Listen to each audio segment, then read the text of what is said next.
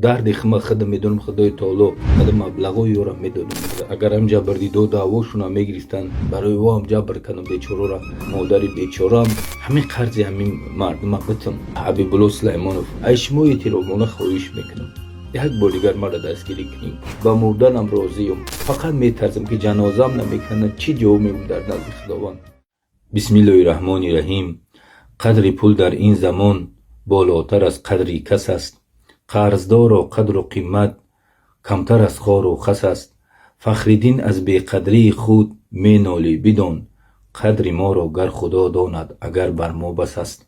اولا السلام علیکم مردم تاجیکستانی دست بخیر. مردمی که امروز ما را به طریق همین نوار تماشا دارین.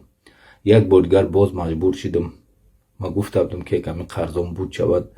انشالله ما با همه وقت آمده در همون وطن عزیز برای همه شما خدمت‌های شما رو به جا میارم و گفتم که کسانی که مبلغ میگذارن، کسانی که ما خیر میکنن و تا حال کسی که خیر کرد همیشه ما خدمت او را میکنیم، هیچ وقت فراموش نمیکنیم و نویسن که ما اینا خدمت کردیم و همیشه میدونم که این مبلغی که شما میپرتوین برای قرض من میرود. شخصا برای خیش تبارم، همین را برای خیش تبارم گفتم، هم خیش تبارای پدری هم مادری کدوم اگر خدمت کردگی باشم. اولا ای همت بخشش میپرسم، ای همت، ای خیش تبارا، ای رفیقا و دوستا از اهل هنر، ای همه مردم تاجیکستان، ای همه شما، ای همسایه ها از هم سینفون و هم کورسام، ای همه شما با بخشش میپرسم.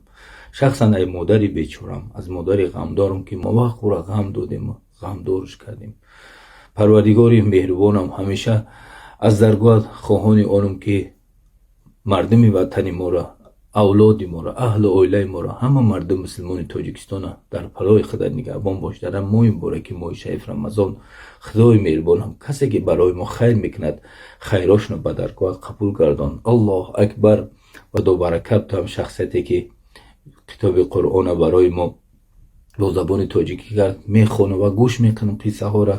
خداوند هر کس میدونه که هدایت کنه که پیغمبری ما حضرت محمد صلی الله علیه و سلم خطون میدونیم که همه مشکلی که در سر او آمدگی گوش میکنم و میگم که مشکلی ما هیچ چیز است، اما قرض دارم.